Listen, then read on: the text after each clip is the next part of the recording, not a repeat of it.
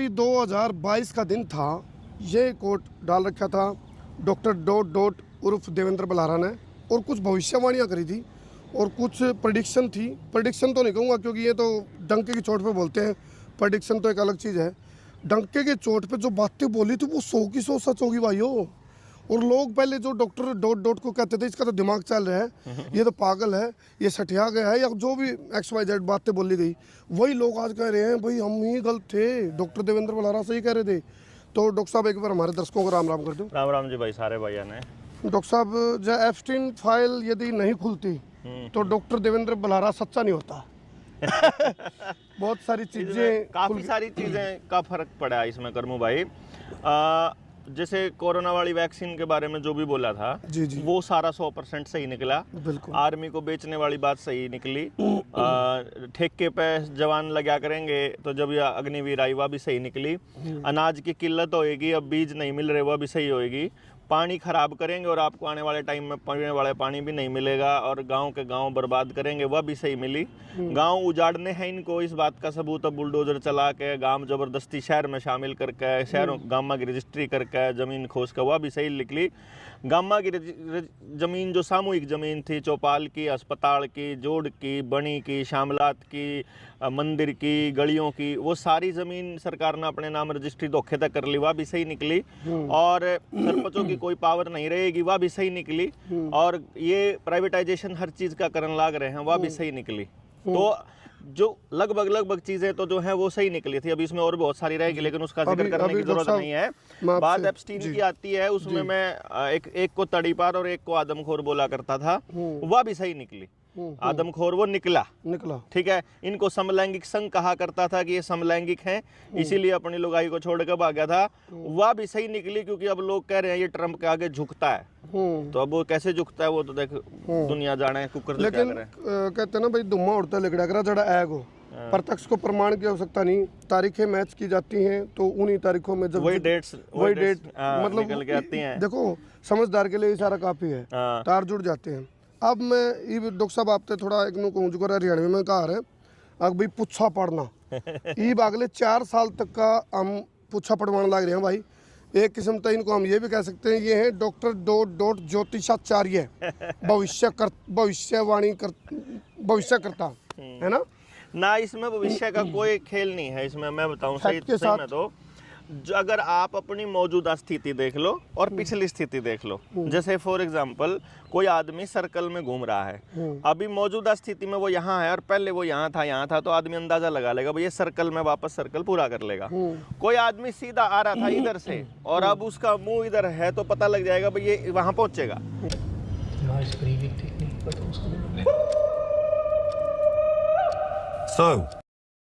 इसी तरह से समाज की दिशा, उसकी दशा, उसकी गति और उसका तरीका काम करने का, ये अगर आप देख लोगे तो सोसाइटी का आप आकलन कर सकते हो कि आने वाले समय में वो किधर जा रही है। डॉक्टर साहब, अगले 4 साल में एक भारत की आप भविष्यवाणी करोगे या पूरी दुनिया की करोगे? अगले 4 साल में क्या होने वाला है? जिसको वो लोग नई विश्व व्यवस्था कह रहे हैं, उसमें वो भारत को केंद्र में रखकर पूरी दुनिया के लिए एक व्यवस्था बनाने जा रहे हैं। तो इसलिए जो मैं बात कहूंगा वो पूरी दुनिया के लिए होगी और वो भारत उसके केंद्र में होगा।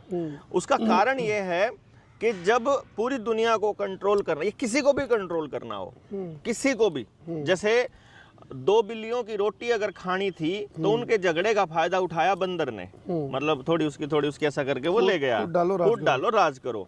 इसी तरीके से जब हमें किसी को कंट्रोल करना होगा तो पहले हमारी व्यवस्था में अव्यवस्था लानी पड़ेगी।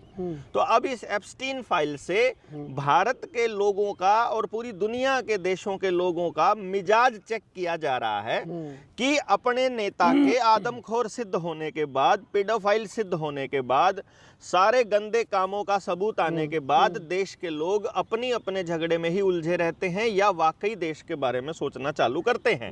उसके हिसाब से वो अगला प्लान करेंगे। यदि देश खड़ा हो गया इसके विरोध में तो इन्होंने नया प्यादा पहले से तैयार करके रखे हुए हैं।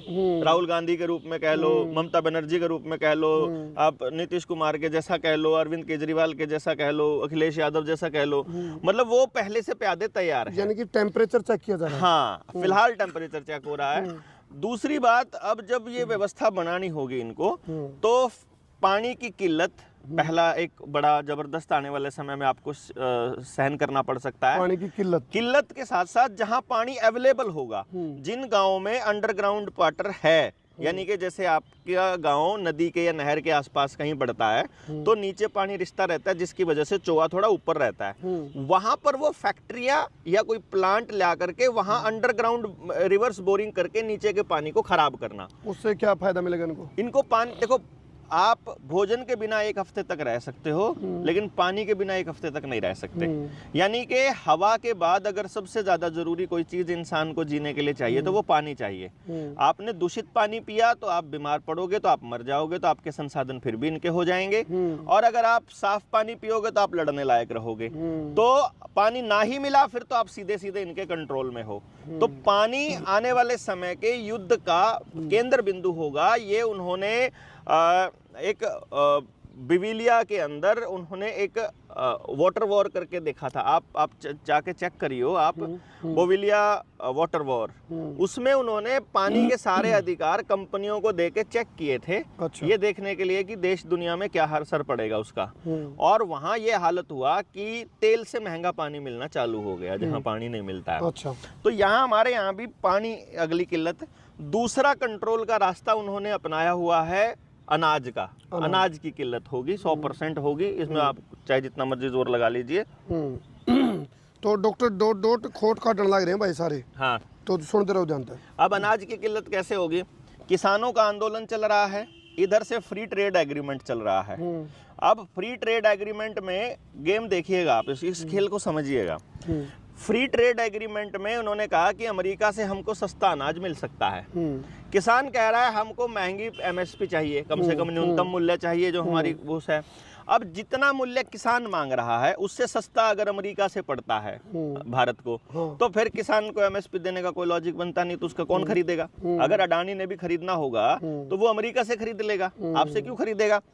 अब किसान इस चक्कर में क्या कहेगा कि हम उगाएंगे ही नहीं वो, क्योंकि अब अगला जो आंदोलन करेगा ना किसान, वो इस नाम पे कर देगा कि हम तुम्हारी सप्लाई चेन बंद कर देंगे, तो हम अनाज नहीं उगाएंगे, केवल अपने जितना उगाएंगे। जब किसान केवल अपने जितना उगाएगा तो बाकी के तबकों को किसान के खिलाफ भड़का दिया जाएगा कि देखो तुमको सस्ती चीज देना चाहते थे हम, और ये किसान देने नहीं दे रहा, आपस में बिड़वा देंगे समाज का एक तबके को दूसरे तबके से। इस खेल को समझिएगा। अब इसी दौरान अनाज हो गया, पानी हो गया, फिर तीसरा कंट्रोल का माध्यम इन लोगों ने लिया हुआ इलेक्ट्रिसिटी, बिजली और लाईफाई। लाईफाई का नाम आपने सुना होगा? लाईफाई सुना है? वाईफाई तो सुना है, लाईफाई नहीं सुना ना? वो अगला जो भविष्य जो अगले 2030 तक का है, लाईफाई। अच्छा। आपके बॉडी के अंदर इन्होंने जो छोटे बच्चों को लगने वाली वैक्सीन, बड़े बंदों को लगने वाली वैक्सीन, और हर बीमारी में जब भी आपको ड्रिप लगती है, जब भी आपको इंजेक्शन लगता है, तो वो कुछ केमिकल्स उसमें डालते हैं।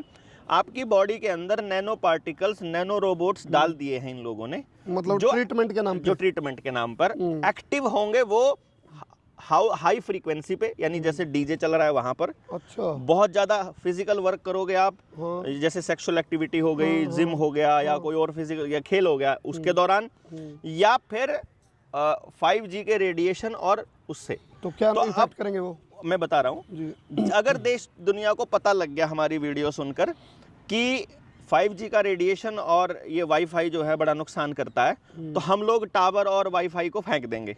लेकिन उन्होंने इसका इंतजाम किया हुआ। एलन मस्क ने आसमान में एक सैटेलाइट छोड़ा था, जो आपने देखा होगा पुराने टाइम पे। वो कह रहे थे डायरेक्ट आपको इंटरनेट का एक्सेस मिलेगा, बिना किसी सैटेलाइट, बिना किसी टावर के। वो मिलेगा आपको लाइट एमिटिंग डायोड के जरिए। सुना है आपने कभी इसका नाम? जी बताओ आप दर्शकों। आपने सुना है लाइट एमिटिंग डायोड क्या होता है?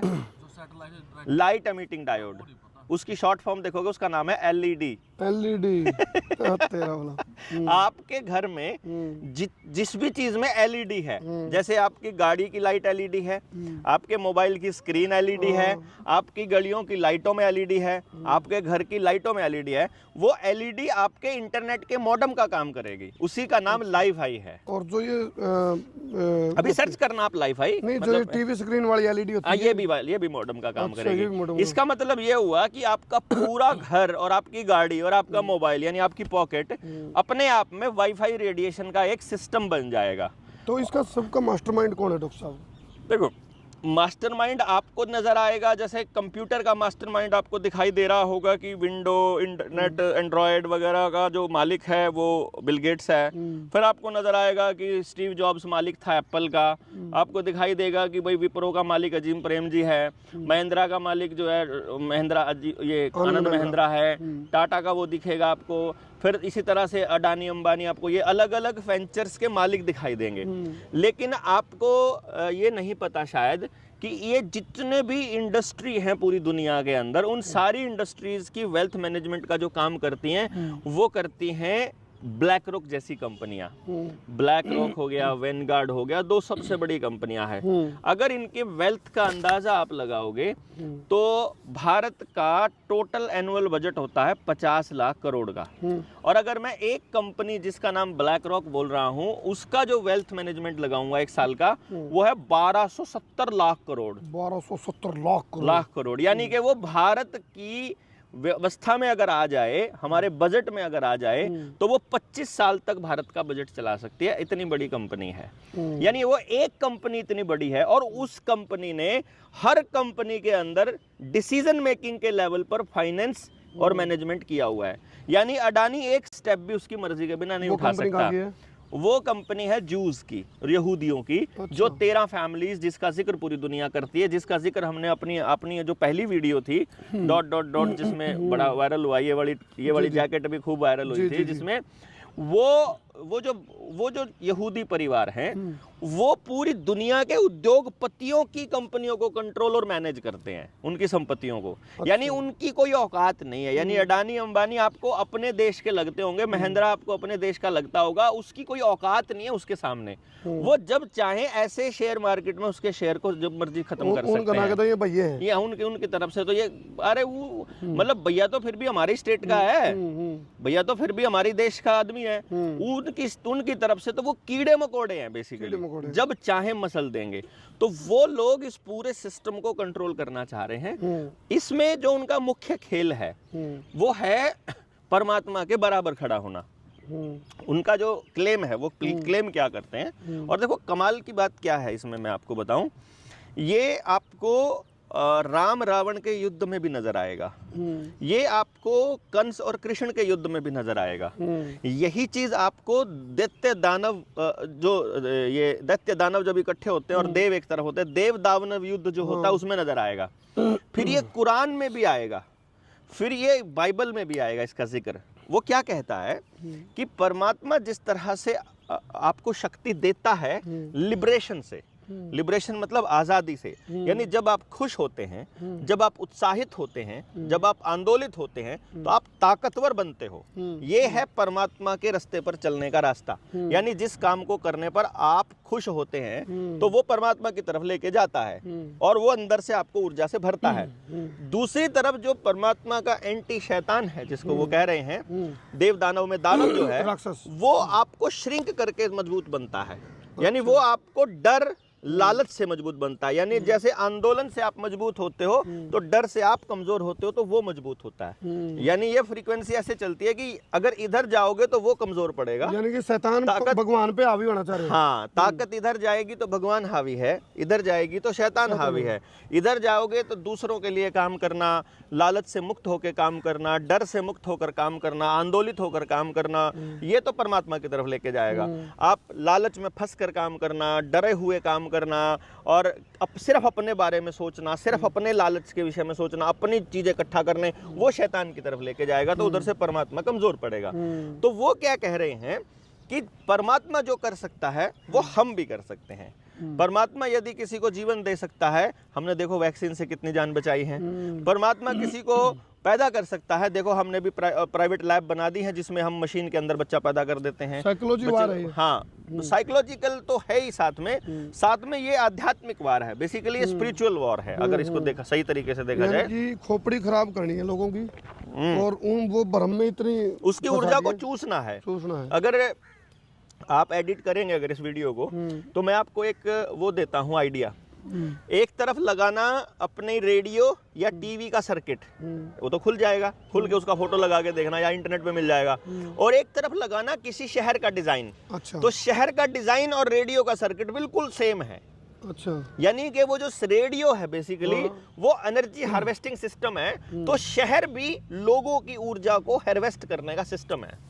गांव आदमी को ऊर्जा देता है, शहर आदमी की ऊर्जा चूसता है, चूसता है। तो इसलिए शहरों के कल्चर को ये लोग बढ़ाना चाहते हैं, गांवों के कल्चर को ये खत्म करना चाहते हैं। अगर आदमी संगठित होते हैं तो एक दूसरे से ऊर्जा मिलती है, अगर आदमी बंटता है तो उसकी ऊर्जा खत्म होती है।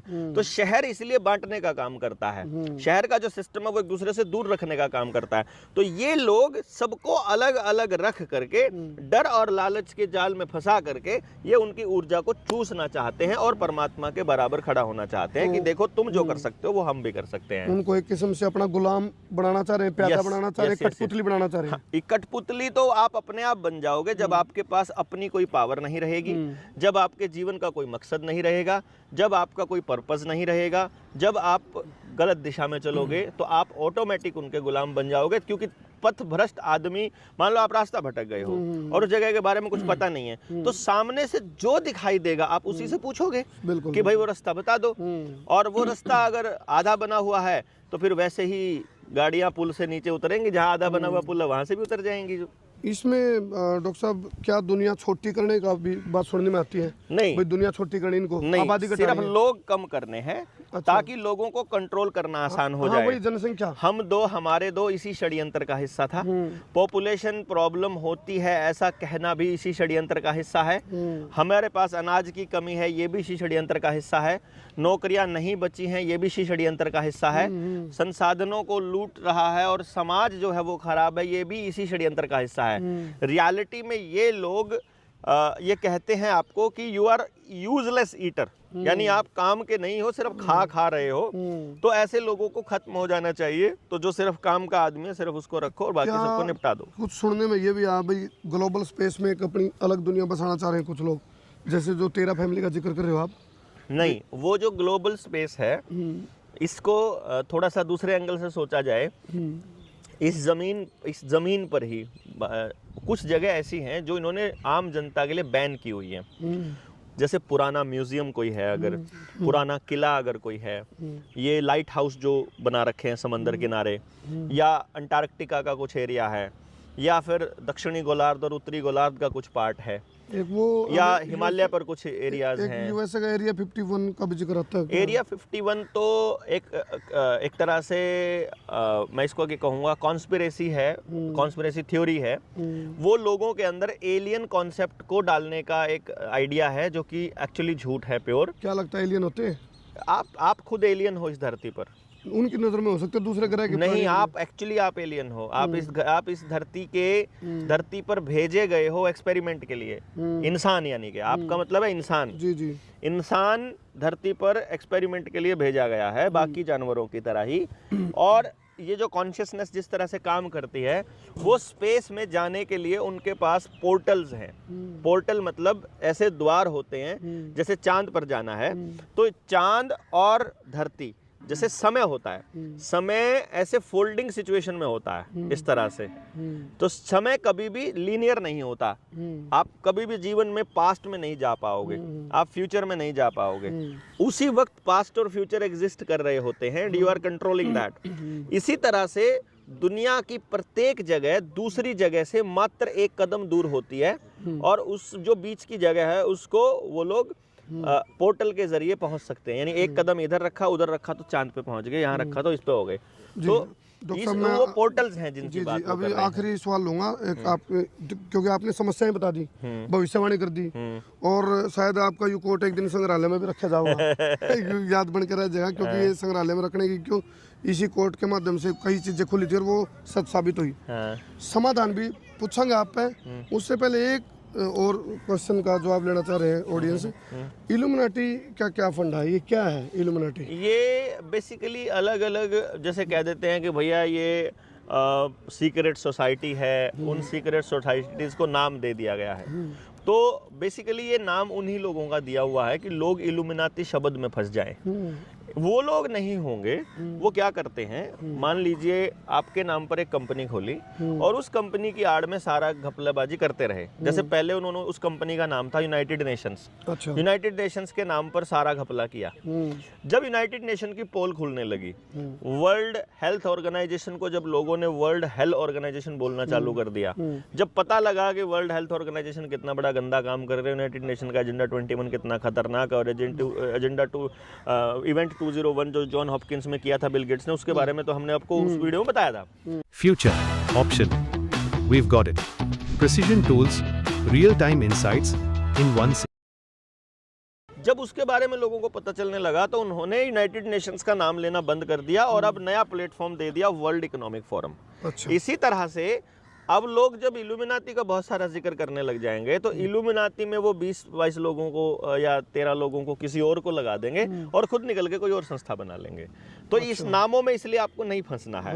असली खेल फंसना है कि आप जब अकेले होते हो, डरे हुए होते हो, लालच में होते हो, अनुत्साहित होते हो, समाज से में बटे होते हो, परिवार में बटे होते हो, परिवार कल्चर जब आपका टूटता है, धरती से कटते हो, जमीन से कटते हो, प्राकृतिक चीजों से कटते हो, प्राकृतिक संसाधनों का दोहन करते हो, पानी को दूषित करते हो, हवा को दूषित करते हो, जंगल काटते हो और आपस में समाज में इकट्ठा होकर के नहीं रहते हो और किसी और को राज करने की परमिशन दे देते हो, तो आपकी ऊर्जा घटती है। ये सोल्यूशन है बेसिकली। अच्छा, सोल्यूशन है, ये सोल्यूशन है। यानी चीजों से बचना है। यानी आपको केवल ये काम करना है कि इनको पेड़ नहीं काटने देने हैं, जानवर नहीं मारने देने हैं, जबरदस्ती वैक्सीन नहीं लगने देनी है, गांव में संगठित रहना है, परिवार को इकट्ठा रहना है, परिवार का एक कल्चर बनाना है, किसी और का राज स्वीकार नहीं करना बल्कि अपना राज है ये साबित करके हम। भाई नरेंद्र मोदी इससे ज्यादा हवा थोड़ी लेता है आपसे ज्यादा, उसको उतनी हवा उसको चाहिए, उतनी हमको चाहिए, उतना ही अनाज 400 ग्राम से ऊपर वो भी नहीं खा सकता पूरे दिन में, 400 ग्राम से ज्यादा हम भी नहीं खाते हैं।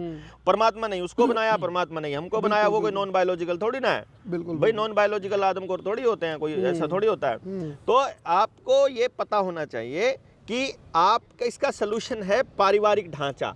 तो जो औरतों को जरूरत से ज्यादा कानूनी मजबूती देना, SC/ST एक्ट देना, UGC के नए नियमों में बदलाव लेकर आना या समाज में दूसरे नियम स्थापित करना जो बेसिकली समाज को तोड़ने का काम करते हो, ये इसीलिए रखे गए हैं ताकि उनका एजेंडा सक्सेसफुल हो सके। हमारे एजेंडे को सक्सेसफुल करने के लिए पानी आपके पास अपना होना चाहिए, बीज आपके पास अपना होना चाहिए, ज़्यादा से ज़्यादा नंगे पैर आप होने चाहिए, आप पक्की जगह कम होनी चाहिए, नीचे ज़मीन में पानी, साफ पानी, बारिश का पानी जाने का रास्ता होना चाहिए, आसमान में कैमट्रेल के जरिए इनको केमिकल मत छिड़कने दो, आप इनको लिख करके देना पड़ेगा। DC कलेक्टर हमारे नौकर हैं ये हमें पता होना चाहिए, चपड़ासी से लेकर राष्ट्रपति तक तनख्वाह लेते हैं तो हमारे नौकर ये पता होना चाहिए, भारत सरकार आप हो ये पता होना चाहिए, जमीनों के दस्तावेज किसी और के थ्रू नहीं बनवाने चाहिए, जो आपकी डेट ऑफ बर्थ सर्टिफिकेट है, अब बच्चा आपके घर पैदा हुआ, माँ का नाम आपने बताया, पिता का नाम आपने बताया, बच्चे का नाम आपने बताया, सर्टिफिकेट कोई और दे रहा है, मालिक थोड़ी है वो। जिसके पास कागज होता है, कागज देने का अधिकार होता है, वो मालिक माना जाता है। तो कागज देने का अधिकार किसी और को मत दो बल्कि कागज अपने खुद बनाओ। जी डॉक्टर साहब आखिरी है, एक तरफ आप कह रहे हो भाई बहुत ताकतवर लोग हैं, शैतानियत की सोच है भगवान के। ताकतवर मैंने कभी नहीं बोला, मैंने बोला है ये हमारी ही ताकत का इस्तेमाल करते हैं। अच्छा। जैसे आपके घर में ताकत इस्तेमाल करके ताकतवर तो बन हाँ, हमने ताकत दे दी तो उनको ताकत मिल गई। तो कभी मतलब फिर लोग ये भी तो सोचेंगे आपके ही इस बात पे कि भाई एक तरफ इतने वो ताकतवर हैं तो उनका मुकाबला कैसे कर पाएंगे। हाँ देखो, मुकाबले का कितना बड़ा साइकोलॉजी है इसको समझिए।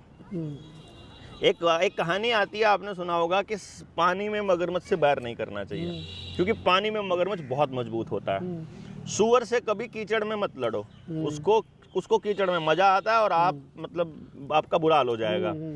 पहलवान से आप मिट्टी वाले अखाड़े में लड़ोगे तो दिक्कत हो जाए, उससे दिमाग से लड़ोगे तो पहलवान हार जाएगा। इसका मतलब ये है उनकी पिच पर जाकर खेलोगे तो आप कभी जीत नहीं सकते। यानी ये लड़ाई अगर आप सड़क पर लड़ना चाहोगे, उनके विरोध करना चाहोगे, उनके सामने खड़े होना चाहोगे, उनको गिराना चाहोगे तो आप ये नहीं जीत पाओगे। उनके लड़ने का तरीका क्या है कि तुम अपनी पिच पर खेलो, हमारी पिच ये है। क्या है? तुम कह रहे हो डेट ऑफ बर्थ सर्टिफिकेट तुमको बनवाना पड़ेगा। मैं ये पूछ रहा हूँ क्यों बनवाना पड़ेगा? जब तक इस बात का जवाब लिखित में नहीं दोगे, बनवाने के क्या फायदे हैं। वो कह रहा है बनवाने से तुम्हारे स्कूलों में एडमिशन हो जाएगा, हमें नहीं करवाना। अब बताओ। वो कह रहा है इससे तुम्हें बहुत सारी सुविधाएं मिलेंगी, तुमको पैसा मिलेगा, नहीं चाहिए। अब बताओ। मतलब लालच वाली चीजों से निकल जाओ।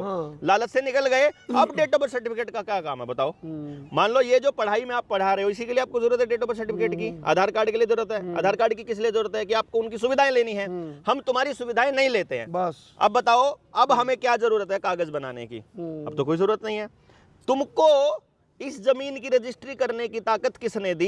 तहसीलदार जब तक ये लिखित में नहीं दे देता कि जिसने तुमको ये लिखने की ताकत दी, उसको ताकत किसने दी और उसको किसने दी, और पहला आदमी जो लास्ट मिलता है उसको ताकत किसने दी? जब तक तुम लिखित में नहीं दे दोगे, तुम हमारी जमीन की रजिस्ट्री की ताकत नहीं रखते हो, तब हम रजिस्ट्री ताकत अपने पास रखेंगे। रजिस्ट्री की ताकत हमारे पास आ गई, बच्चे के पालन पोषण की ताकत हमारे पास आ गई, बच्चे की शिक्षा की ताकत हमारे पास आ गई, उसको रोजगार देने की ताकत हमारे पास आ गई, न्याय व्यवस्था की ताकत हमारे पास आ गई। अब आप देखो, पुलिस आपका न्याय करती है क्या? जज आपका न्याय करते हैं? आपका केस चलते हुए कितने साल हो गए? जितने आपके हो उतने मेरे हो गए ना। हम दोनों का केस चलते हुए 3-4 साल हो गए, अभी तक गवाही भी नहीं हुई है। सोचो ये केस चलते चलते 6-7 साल हो जाएंगे, केस उड़ लेंगे। और तब तक उसका मतलब क्या? ये कोई न्याय नहीं है, ये कोई न्याय नहीं है। उन्होंने अपनी मर्जी से मुकदमा लगाया हुआ है, उन्होंने अपनी मर्जी से केस बनाया हुआ है। हमारे इस मतलब सिविल, मतलब ये केस था, ये मुकदमा था सिविल का, इसको क्रिमिनल बनाया हुआ है। न्याय के नाम पर हमको अन्याय। हर बार बुलाया जाता है यहाँ पर, हर बार आप जब आते हो अपने गांव से वहां तक, तो कम से कम 2000 रुपए का खर्चा आपका होता है, कम से कम का। दो नहीं कर दो। 4000 का खर्चा आपका होता है, ठीक। 4000 का खर्चा मेरा होता है, 10,000 रुपया हर तारीख पर खर्चा होता है। इसका कौन सा लॉजिक है? जो काम हमने नहीं किया हुआ फिर भी हमको, और एक दिन हमारा वेस्ट होता है। इसका मतलब ये हुआ कि न्याय की व्यवस्था हमारे पास अपनी हो जाए। पुलिस वालों को कह दो तुम्हारी जरूरत नहीं है, और जजेस को कह दो तुम्हारी जरूरत नहीं है, इनकी क्या ताकत रह जाएगी? वो जो नेता है वो आपको क्या दे रहा है? वो कह रहा है तुम्हारी गलियां हम बनवाएंगे। अरे भैया, हमारे टैक्स के पैसे से तुम हमारी गली बना रहे हो और बीच में पैसा खा रहे हो, निकलो तुम बीच में से, हम अपने आप बना लेंगे। अपनी चौपाल हम अपने आप बना लेंगे, अपना पार्क हम अपने आप डेवलप करेंगे, बच्चों को हम अपने आप पढ़ा लेंगे, अपनी व्यवस्था हम अपने आप बनाएंगे। तब आपको किसकी जरूरत है भैया? किस कागज की जरूरत है? उसी दिन उनकी पावर खत्म हो जाएगी। चलो वीडियो को जिला के शेयर करियो भाई, बहुत काम की आपको बात पावर खत्म करनी है उनकी और अपनी पावर बढ़ानी है यदि, तो इस बात को आपको समझना पड़ेगा और लोगों को समझाना पड़ेगा। शेयर बहुत बहुत धन्यवाद। जय हिंद, जय भारत, जय जोहार।